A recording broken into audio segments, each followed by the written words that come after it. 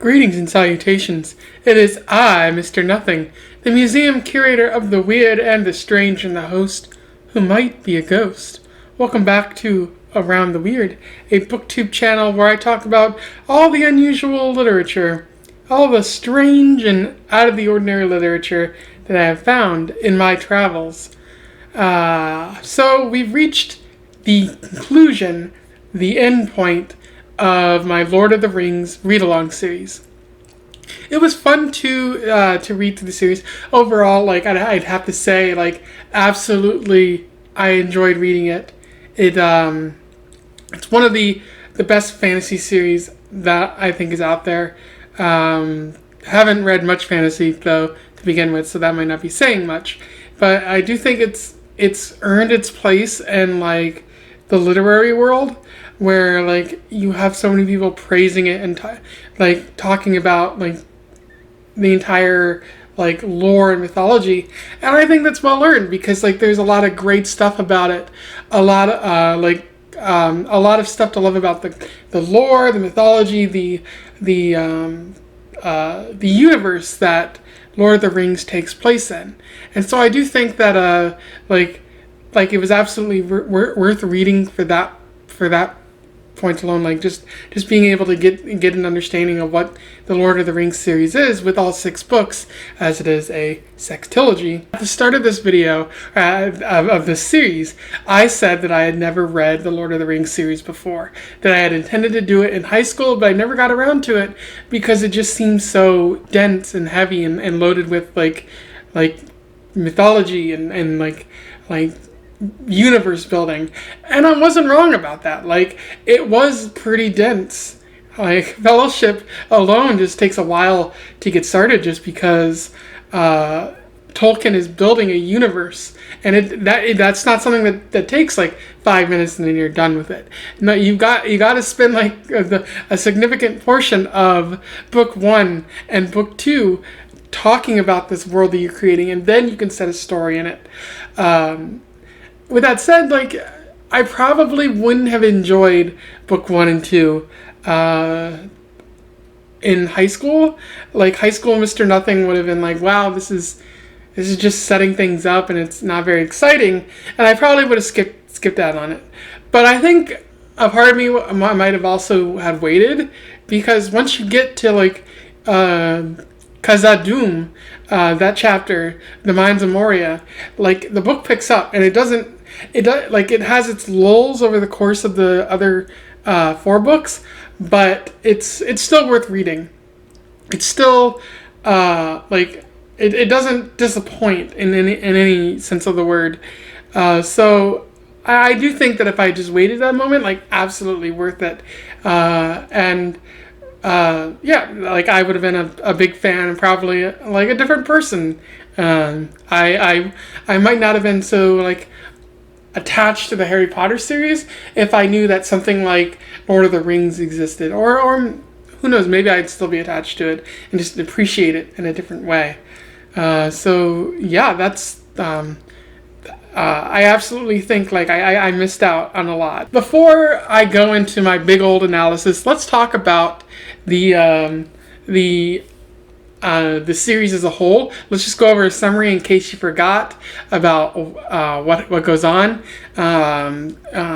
Frodo is given a ring by his uncle Bilbo. Bilbo had the ring for years. He went on an adventure and found it, and he never really told Gandalf how he found it. So Gandalf didn't know the importance of the ring, but Gandalf and Frodo eventually work it out that the ring was the one ring that belonged to Sauron, that is used to take over Middle-earth, and is still being used to try to take over Middle-earth. So they make their way to Rivendell before the Council of Elrond, and they try to figure out what needs to be done with the ring. The council establishes that someone needs to go into Mordor, drop it in Mount Doom, and let it burn, and hopefully that'll be the end of the rings business. And so Frodo, along with his friends Samwise, Merry, and Pippin, and 5 others, go on an adventure to Middle-earth. Along the way, Gandalf seemingly dies, and then Boromir dies at Amon Hen. Frodo sees this as his fault in a lot of ways, the death and the clamoring for the ring. So he just pieces out with Samwise and decides to go on their own adventure. Aragorn wants to catch up with him, but he decides that saving Merry and Pippin is much more important, because they could be killed by the orcs or Saruman. And so throughout the second book, like, they're looking for Merry and Pippin, and they come into conflict with Saruman's forces, who, as it turns out, had been working with Sauron, but has now decided to betray Sauron in order to get that ring and hold some power for his own. So working with Rohan, Aragorn and company managed to defeat Saruman's forces at Helm's Deep, and then take over Isengard. Meanwhile, Frodo and Sam are doing Frodo and Sam things, and they end up recruiting Gollum, Smeagol Gollum, to save them or guide them on their journey. And he does that, but he ends up leading them into Shelob's lair, which results in Frodo getting paralyzed and taken away by orcs, while Samwise struggles to get into Cirith Ungol. And then the third book takes place, which is the battle between Sauron's forces and Minas Tirith, which luckily results in a victory for the good guys on Middle-earth, Aragorn and company. And then the battle takes them to the Black Gates, where they await for that battle to start, and also hope that it buys them some time for Frodo and Samwise to destroy the ring. And they make their way to Mount Doom after Samwise rescued Frodo from Cirith Ungol. So yeah, and Frodo initially refuses to destroy the ring, which I feel is an important piece right there. But thanks to Gollum intervening, Gollum manages to bite his finger off and get the ring, and he stumbles into Mount Doom and falls into the cracks of Doom and dies, and the ring goes with him. And so Frodo and Sam are able to escape, and then a dozen other, epilogues happen, and that's the end of that story right there. So, brief little summary, only lasted about 4 minutes, whereas before it took me, 6 videos to get across. So with that, we have everything caught up. Now let's talk about the analysis. Lucas over at Bits of Lit asked me a question in one of the videos that I made. He asked if I thought any of the characters felt flat, like they weren't well developed enough. And I think a good way to do that is to go through each book and explore each character and see how well they're developed and written and such like that. So first you have Frodo, and I feel like Frodo is the most well-written, well-developed character in the entire series, because he doesn't just go on this adventure willingly, without questioning why he's doing it, and he's constantly affected by the journey, rather than just being a hero dude and going forward and not letting anything hit you and everything just bounces off. Frodo is affected by this journey in multiple ways. Along the journey, he says to Samwise, the only thing keeping him going is the memory of his friends and how he doesn't want the Shire to be completely destroyed. But that doesn't last forever. The ring has a heavy toll on him and makes him sleepy and just hungry, and just he doesn't want to move forward through Mordor at a certain point, which leads Samwise to pick him up and carry him along the journey. Which I like about Samwise is he's willing to pick up the slack, and he seems kind of like the anti-Frodo in this case, and that he's incessantly cheery. But as I noted in previous videos, he has to be cheery, otherwise there's no one pushing Frodo to go forth on this journey. And so Samwise is happy out of necessity, and he's still feeling deep down inside we're gonna die, we're not gonna survive this quest, and it's something that he doesn't want to say out loud, but he is thinking. And so that I feel like Samwise as well is written to be a really well done character. But Frodo's journey, like, it doesn't end when he destroys the ring. Like, he gets back home, back to the Shire. He has to deal with the Battle of the Bywater. He has to deal with the PTSD that goes through him, the memories of holding the ring, being almost killed by Shelob, being stabbed multiple times. That weighs very heavily on him. And Frodo isn't able to find that happiness until he leaves the Grey Havens and goes into the Elf Heaven or whatever it is. So I really like that. Like, Tolkien doesn't give Frodo a happy ending, like a traditional happy ending. Like, Frodo has to leave the Shire, possibly because you could argue that's showing that he's a changed person, and so where he was before isn't necessarily like where he can end up anymore, because there's too many negative, too many happy, too many sad memories of where he's at. So in addition to the physical pain, he might be feeling some emotional pain. Which I think is interesting. It definitely makes Frodo a different character than is usually written. I don't think I can remember another character like Frodo who goes on Frodo's type of journey, and that's something worth talking about even more. And like, let's have a discussion about that in the comments. Gandalf also feels like a big player in the first and books 1 through 4, in that Gandalf is Gandalf is sort of like discovers, one, that Saruman is evil, but he also discovers the truth about the One Ring, even if it takes him 18 years to do it. And then like he joins Frodo on his quest. Although he's not very helpful because he dies immediately. Concerning what Lucas said about characters falling flat, I think Gandalf does, unfortunately. Mainly because there isn't a lot to him before he dies, and then after he dies, like when he comes back, like there's some meat on those bones with Gandalf.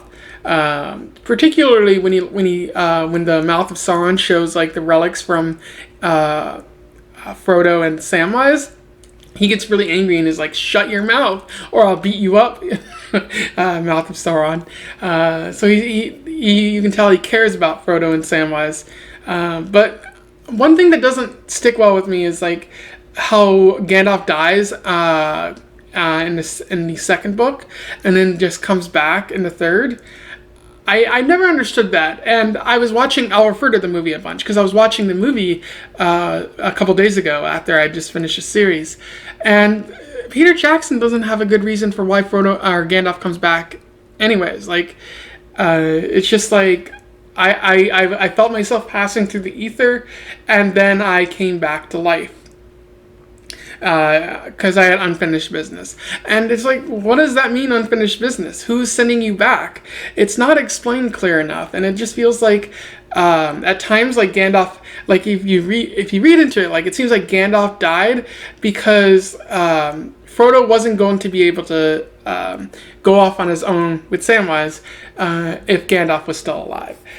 So I think that's like, Gandalf dies as a necessity for the plot to happen, rather than feeling like it was emotionally like needed. I really like Boromir. I didn't say that when I first read it. Like I said that Boromir was kind of an unnecessary fail son, but thinking back, like Boromir is a very interesting character. Like, he is desperate for the ring. Like, he thinks that throwing the ring into Mount Doom would be disregarding a powerful tool that they can use against Sauron, a force that is nigh invincible. And like, if you don't have all the weapons you can use against Sauron, you're coming in at a handicap. So is that a good phrase to use? Let's not use handicap. You're coming in at a disadvantage. That was ableist language for me. Sorry. But yeah, so Boromir is very interesting. Like, if you base all this on his father, who's like demanding and kind of like a doomer at this point, where he's just accepting that Middle Earth is gonna fall. Like, Boromir is desperate because this is the last opportunity, and so when he clamors for the ring at the end of book 2, like, he's not doing it despite Frodo. Like, he's doing it because that's the only option available to him left. And although it results in like him kind of dying, like, I can understand it. The movies make it seem like he's the villain. Like they attempt to demonize him in a lot of ways, which I don't think is very fair to Boromir. But I guess like, and that you got to highlight how Boromir cannot be king or whatever because Aragorn has to be the shiny, beautiful, good dude. At least I guess that's how I see it. I will say Aragorn is a solid character. There are definitely moments where he shines through, such as when he starts to lead the Fellowship after it's broken up. Like he has to pick up the slack because Gandalf is dead and because everything's kind of fallen apart, and you see that he needs to rise to the occasion, and he does, which I think is wonderful. I also like when he stares into the Palantir, like just to intimidate Sauron. I think that's an interesting moment in his character development. Like it clearly weakens him a little bit, saps him of some of his strength. So he's not like totally immune to Sauron's charms, but he is like, I guess, arrogant enough to think that he could just intimidate this dude who's completely evil. So I do think Aragorn is a good character. He does come off a bit hero boy at times. There's not a lot to his personality beyond I'm a heroic king man and I've come to save Middle Earth.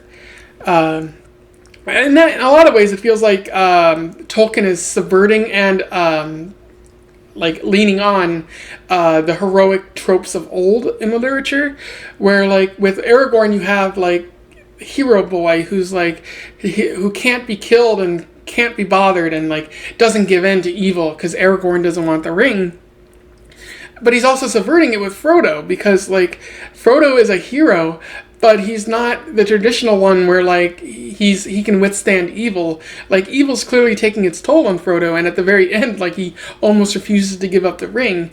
And I think that's magnificent writing. And, like, so it does seem like he's, like, painting two different types of heroes, one of which, like, subverts the tropes and one of which, like, falls into it. So, Aragorn runs the risk of being a very bland character at times, and hopefully, like, thankfully, Tolkien does enough to prevent that. The next characters I'm going to talk about are Legolas and Gimli. They both have interesting points. Like, I like the rivalry that exists between dwarves and elves, in that they're very at each other's throats for reasons that I'm not entirely clear on. Other than the fact that elves seem to be racist. So I do like the friendship that develops out of this rivalry for Gimli and Legolas. However, it really seems limited to the second volume, so books 3 and 4 of Two Towers. Like you see their friendship develop in that book mainly, but like you see the rivalry start in the first book, and by the last volume, Return of the King, they're completely like they're cool with one another and they're willing to have each other's backs. But it feels like there's not a lot of them in Fellowship or Return of the King to really enjoy. Like it just seems like they're there to fill out the bodies, I guess, of the people who are fighting alongside Aragorn.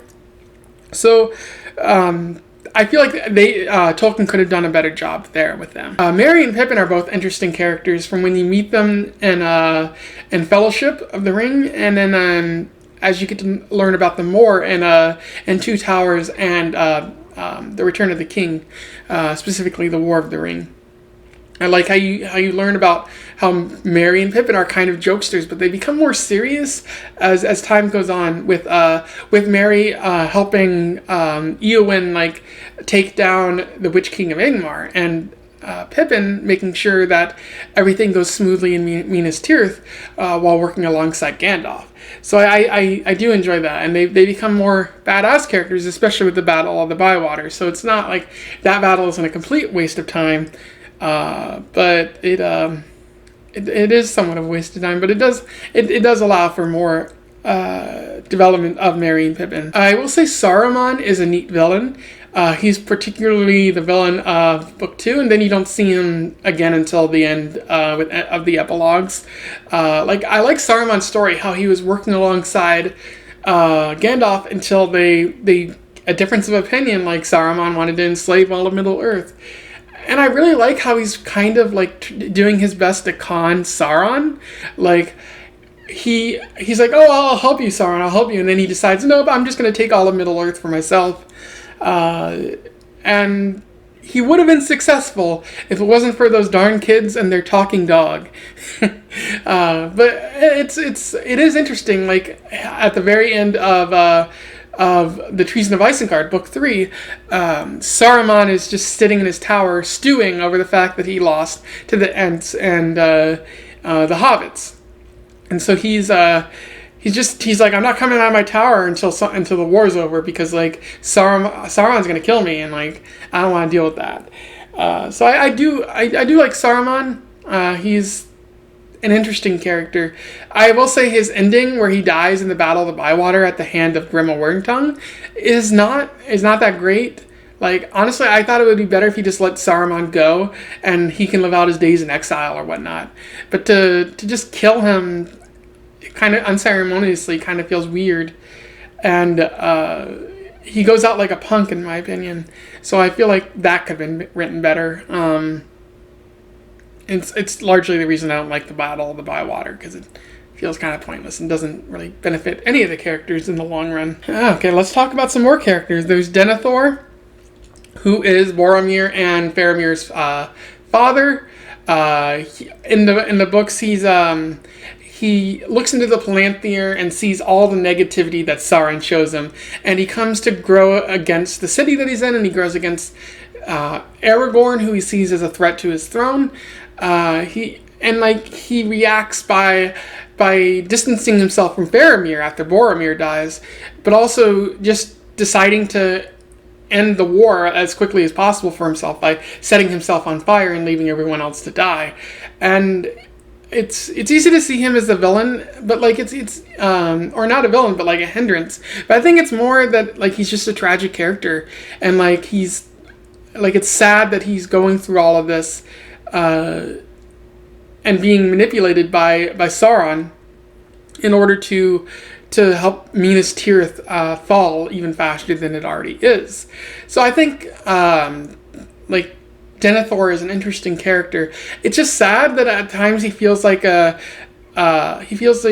entire Denethor family like feels like a reason for Aragorn to be there. Like, Aragorn is becoming king, and you got to get rid of any threats to his throne, including Denethor and Boromir and Faramir.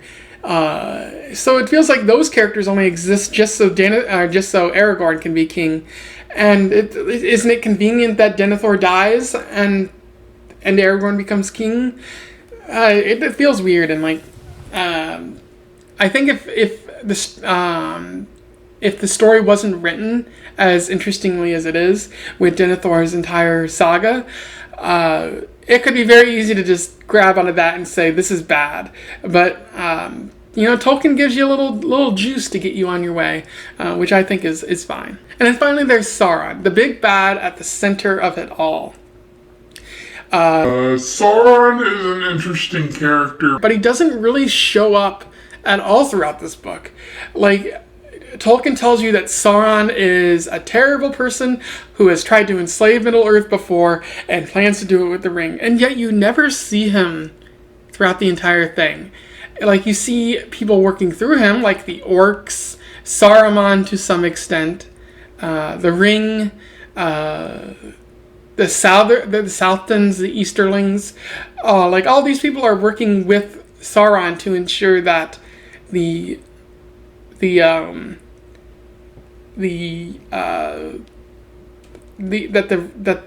Middle Earth belongs to him.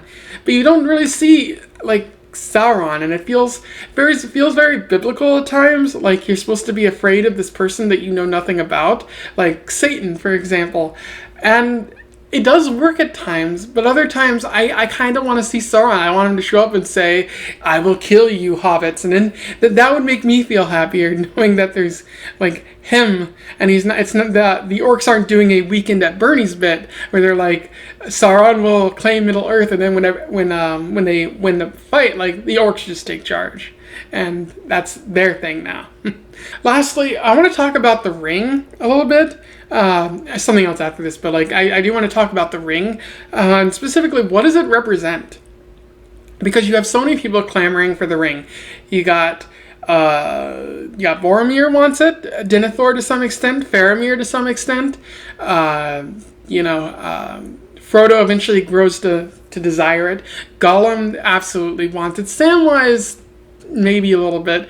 Gandalf wants to avoid it at all cost, as does Aragorn. But at least Gandalf gives a reason. Like if he uses it, like the ring would operate its evil through him, and he'd be a wizard with a powerful ring, which would be bad news bears for everyone.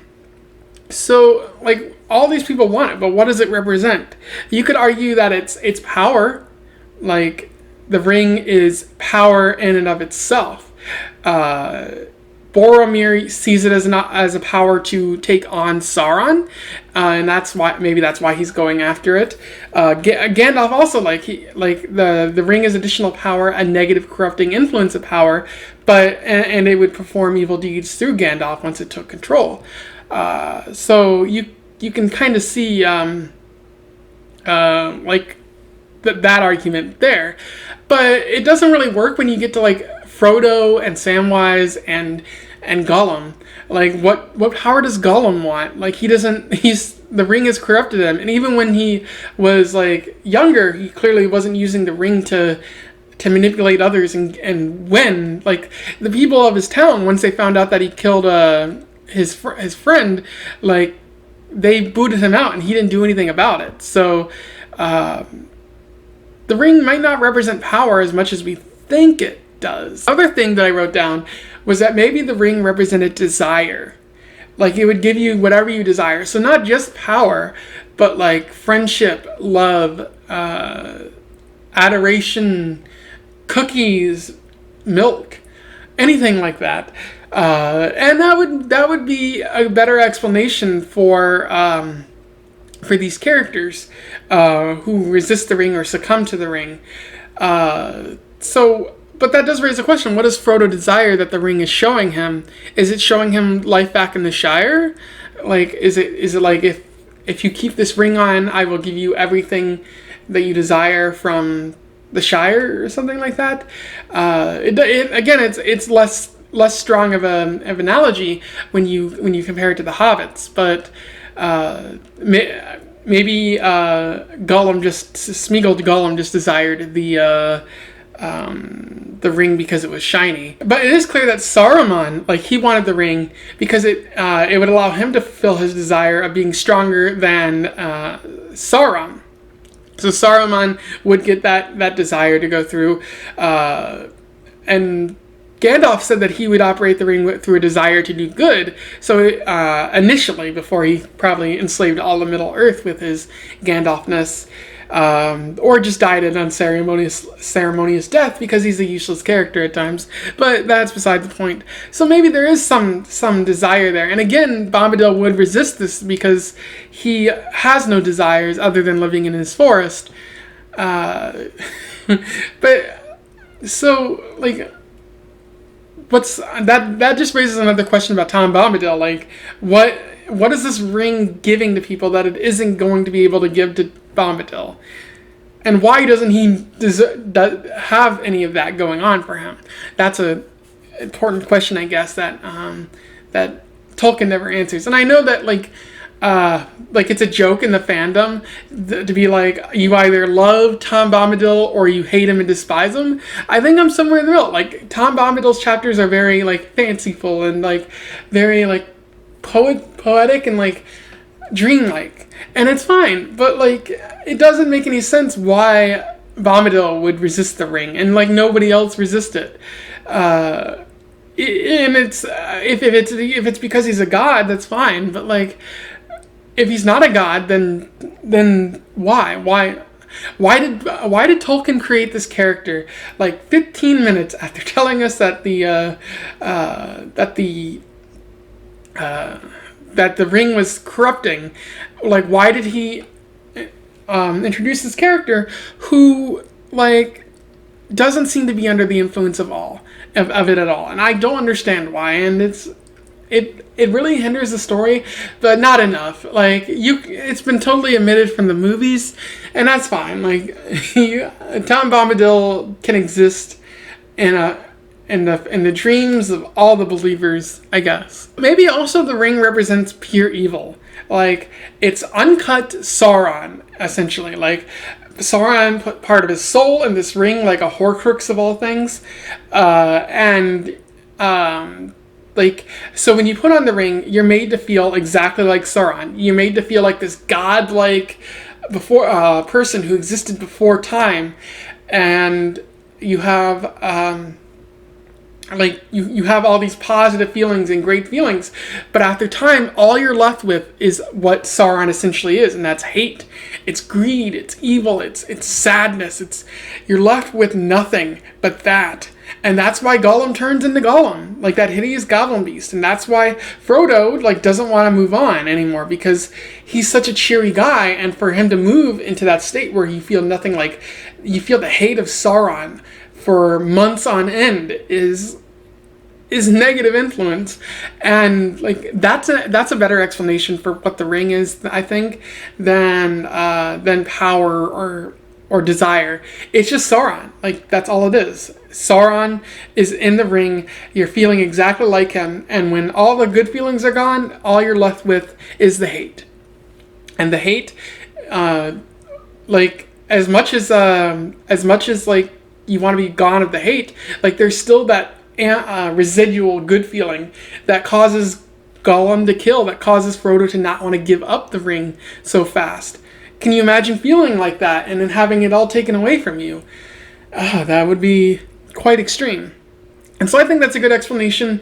Bombadil might not want to feel like Sauron because he is Sauron.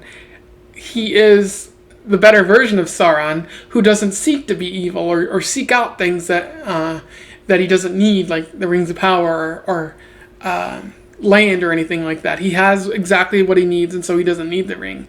Maybe that's a good explanation. Maybe I'm just talking out of my ass. But I do think that is something worth considering as we read into the Lord of the Rings series more and more. Let's talk about racism.